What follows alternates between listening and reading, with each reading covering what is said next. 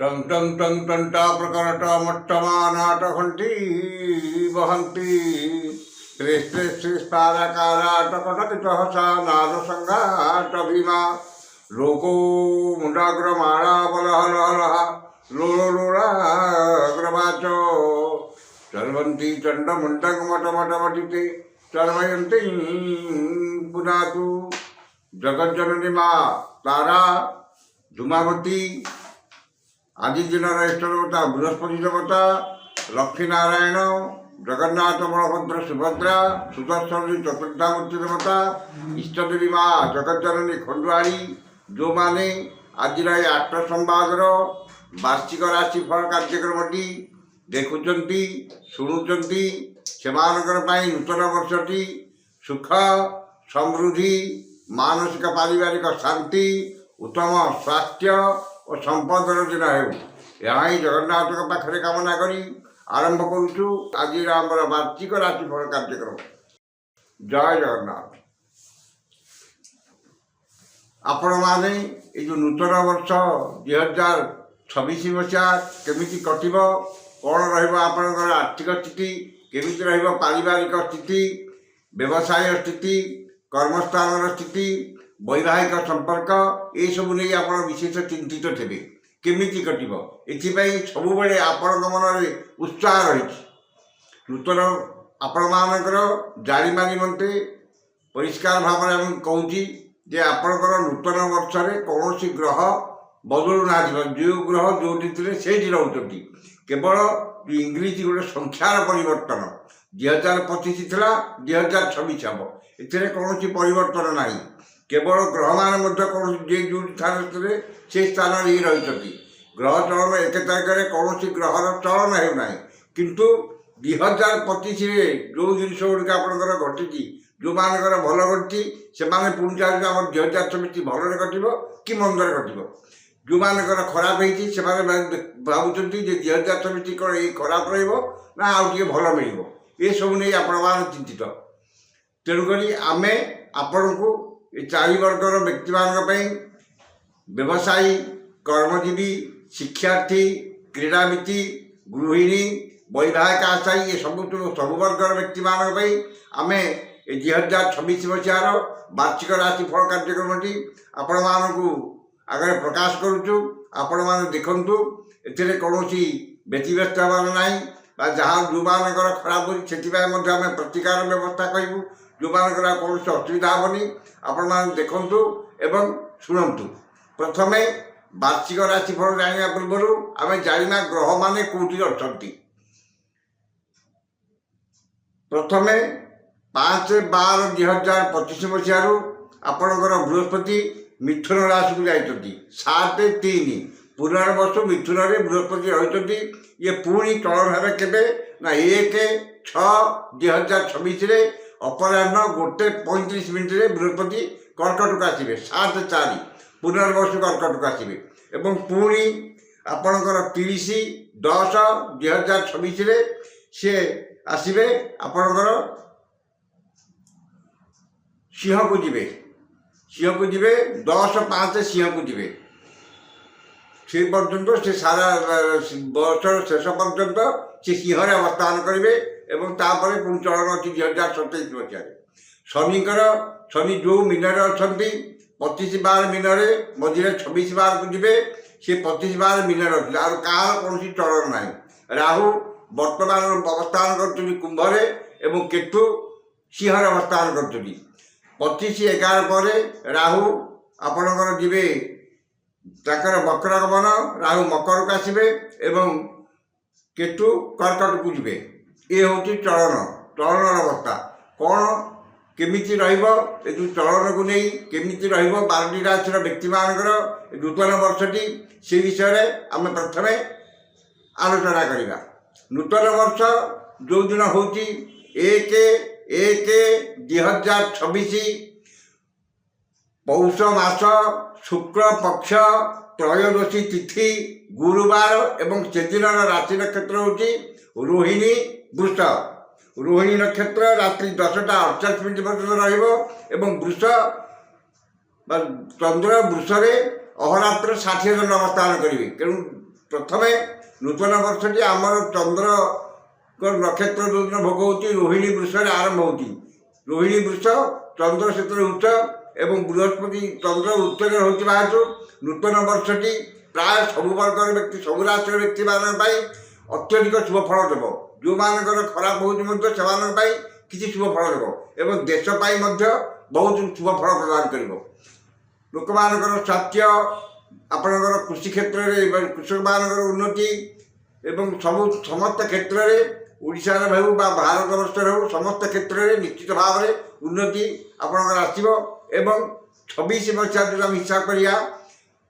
2026 6 2 8 2 10 10 में 1 रविंकर नक्षत्र जो नक्षत्र हिसाब से करा जाए एवं 10 को जो हिसाब करा जाए केतुंग नक्षत्र जेहेतु एक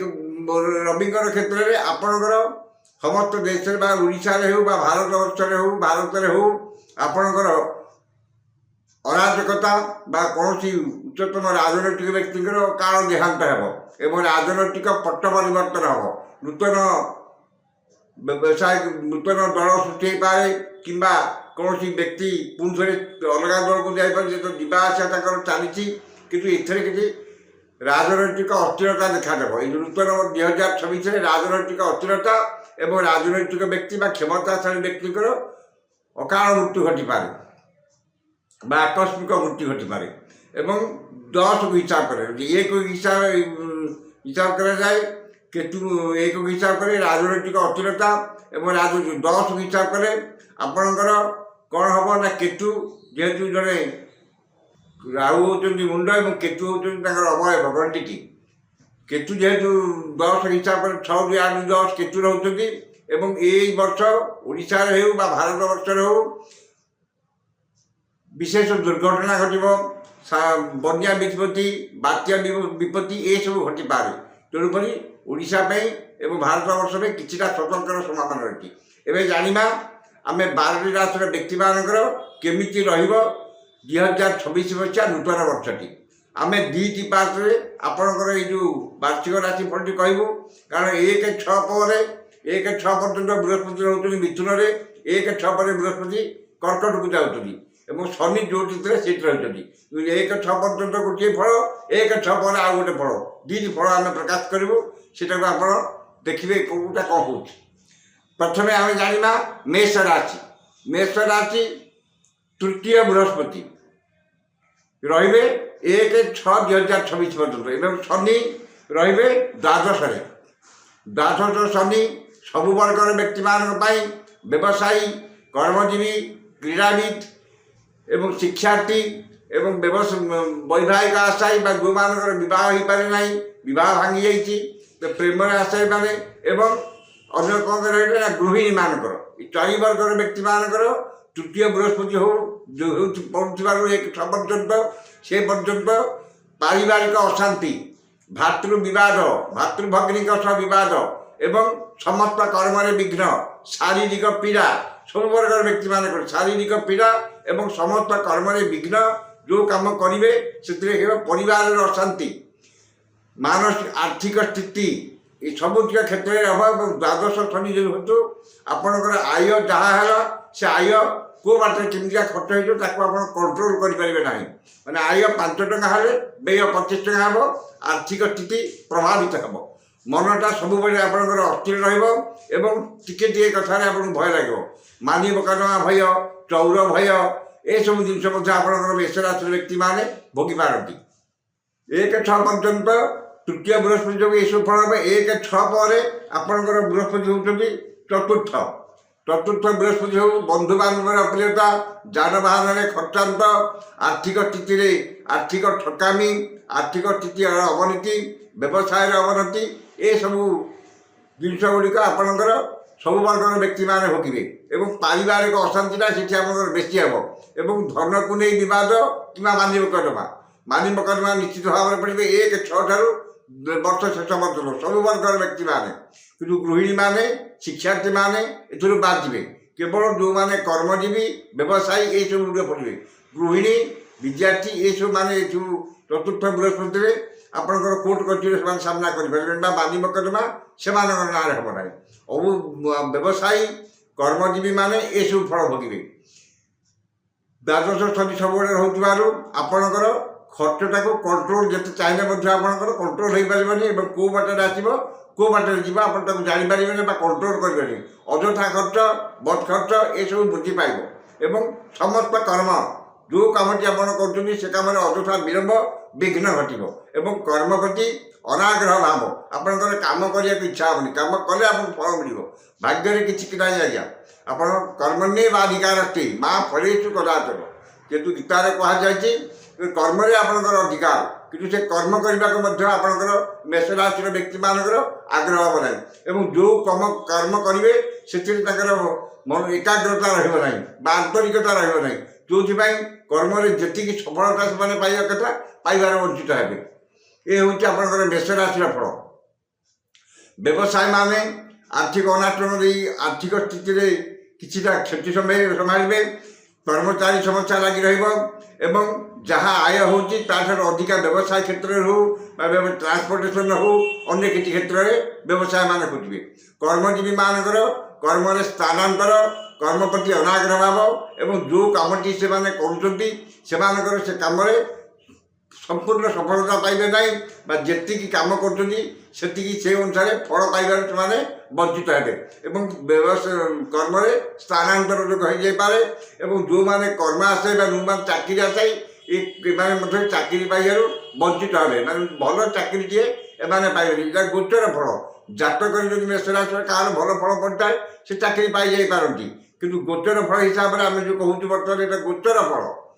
ବୃହସ୍ପତି ଗୋଚର ଏବଂ ଶନିଙ୍କ ଗୋଚର ଫଳ ବୋଲି ଆମେ କହୁଛୁ। ତେଣୁକରି ଯାହାର ମେଷ ରାଶିର ବ୍ୟକ୍ତିମାନଙ୍କର ଜାତକରେ ଭଲ ସମୟ ଥାଏ ସେମାନେ ଚାକିରି ପାଇଯାଇପାରନ୍ତି, କିନ୍ତୁ ଗୋଚର ଯେହେତୁ ଅଶୁଭ ଫଳ ବା ଦ୍ୱାଦଶ ଶନି, ତୃତୀୟ ବୃହସ୍ପତି ଏବଂ 1-6 ପରେ ଚତୁର୍ଥ ବୃହସ୍ପତି ହେଉଛନ୍ତି, ତେଣୁକରି ଚାକିରି ଆଶାୟୀମାନେ ଚାକିରି ପାଇବେ ନାହିଁ ଏବଂ ଯେଉଁମାନେ ଚାକିରିରେ ଅଛନ୍ତି ସେ ଆପଣଙ୍କର ପ୍ରାଇଭେଟ୍ ସେକ୍ଟରରେ ହେଉ କିମ୍ବା ଗଭର୍ଣ୍ଣମେଣ୍ଟ ସେକ୍ଟରରେ ହେଉ ସେମାନଙ୍କର ଚାକିରିରେ କିଛିଟା ହଲଚଲ ସୃଷ୍ଟି ହେବ ଏବଂ ଯେଉଁ କାମଟି ସେମାନେ କରୁଛନ୍ତି ସେ କାମରେ କୌଣସି ପଦସ୍ଥ ଅଧିକାରୀ ସନ୍ତୁଷ୍ଟ ହେବେ ନାହିଁ। ଏସବୁ ଜିନିଷ କର୍ମଜୀବୀମାନଙ୍କ କ୍ଷେତ୍ରରେ ଘଟିବ।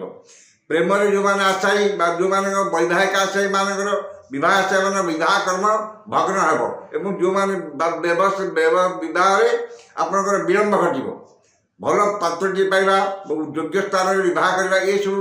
ବୈବାହିକ ଯେଉଁମାନେ ପୁଅ ଝିଅମାନଙ୍କର ବିବାହ ହେଇପାରନି ସେମାନଙ୍କ ବିବାହରେ ବାଧା ସୃଷ୍ଟି ହେବ। ଚତୁର୍ଥ ବୃହସ୍ପତି, ତୃତୀୟ ବୃହସ୍ପତି ବିବାହରେ ବିଶେଷ ବିବାହରେ ସୁଯୋଗ ସୃଷ୍ଟି କରିବେ ନାହିଁ। ଶିକ୍ଷାର୍ଥୀମାନେ ଯେତିକି ପାଠ ପଢ଼ୁଛନ୍ତି ସେ ଅନୁସାରେ ସେମାନେ ଫଳ ପାଇପାରିବେନି ବା ସେହି ଅନୁସାରେ ସେମାନେ ରେଜଲ୍ଟ ସେମାନଙ୍କର ଆସିବ ନାହିଁ ଏବଂ କ୍ରୀଡ଼ାବିତମାନଙ୍କର କ୍ରୀଡ଼ାରେ ବିଶେଷ ଉନ୍ନତି ଘଟିବ ନାହିଁ। ପରିଶ୍ରମ ତୁଳନାରେ ସଫଳତା ପାଇବେ ନାହିଁ ଏବଂ ସମସ୍ତ ଇଏ କରୁଛନ୍ତି ସେଥିରେ କ୍ଷତି ଘଟିବ। ଗୃହିଣୀମାନେ ଶାରୀରିକ ପୀଡ଼ା ଭୋଗିବେ ଏବଂ ମନରେ ଅସ୍ଥିରତା ଭାବ ପ୍ରକାଶ ପାଇବ ଏବଂ ପରିବାରରେ ଅଶାନ୍ତିର ବାତାବରଣ ରହିବ। ଏସବୁ ଜିନିଷ ଏସବୁ ବର୍ଗର ବ୍ୟକ୍ତିମାନେ ଏଇ ଅଶୁଭ ଫଳଗୁଡ଼ା ପାଇବେ। ରାହୁ ରହୁଛନ୍ତି ଆପଣଙ୍କର ଏକାଦଶରେ ଏବଂ କେତୁ ରହୁଛନ୍ତି ଆପଣଙ୍କର ପଞ୍ଚମରେ। 25/11 ପରେ ରାହୁ ଦଶମ ହେବେ ଏବଂ ରାହୁଙ୍କର କେତୁଙ୍କର ବିଶେଷ ଖରାପ ଫଳ ଆପଣ ପାଇବେ ନାହିଁ। ପଞ୍ଚମରେ କେତୁ ରହୁଥିବା ହେତୁ ଆପଣଙ୍କର ସନ୍ତାନ ହେତୁ ଦୁଶ୍ଚିନ୍ତା ବା ସନ୍ତାନମାନଙ୍କର ସ୍ୱାସ୍ଥ୍ୟଗତ ସମସ୍ୟା ଦେଖାଯାଇପାରେ, ଅଲଗା କୌଣସି ଅସୁବିଧା ହେବ ନାହିଁ। ମୁଖ୍ୟ ହେଲା ଆପଣଙ୍କର ଶନି, ବୃହସ୍ପତି, ରାହୁ, କେତୁ ଏ 4ଟି ଗ୍ରହଙ୍କର ଗୋଚର ଫଳ ହିସାବ କରାଯାଏ। ଅନ୍ୟ ସବୁ ଗ୍ରହମାନେ କିଏ ମାସେ, କିଏ 45 ଦିନ, କିଏ 15 ଦିନ, ଚନ୍ଦ୍ର 2.5 ଦିନ ଏସବୁ ଚଳନ ହେଇଯାନ୍ତି। ତେଣୁ ମୁଖ୍ୟ ଏମାନେ ଶନି 2.5 ବର୍ଷ, ବୃହସ୍ପତି 13 ମାସ ରହୁଛନ୍ତି। ତେଣୁ ଏଇମାନଙ୍କର ଗୋଚର ଫଳ ହିଁ ବିଚାର କରିକି ଆମେ ଇଏ କରିଥାଉ। ତେଣୁକରି ମେଷ ରାଶିର ବ୍ୟକ୍ତିମାନେ ତାଙ୍କର ଏଇ ଯେଉଁ ବୃହସ୍ପତି ଏବଂ ଶନିଙ୍କ ପାଇଁ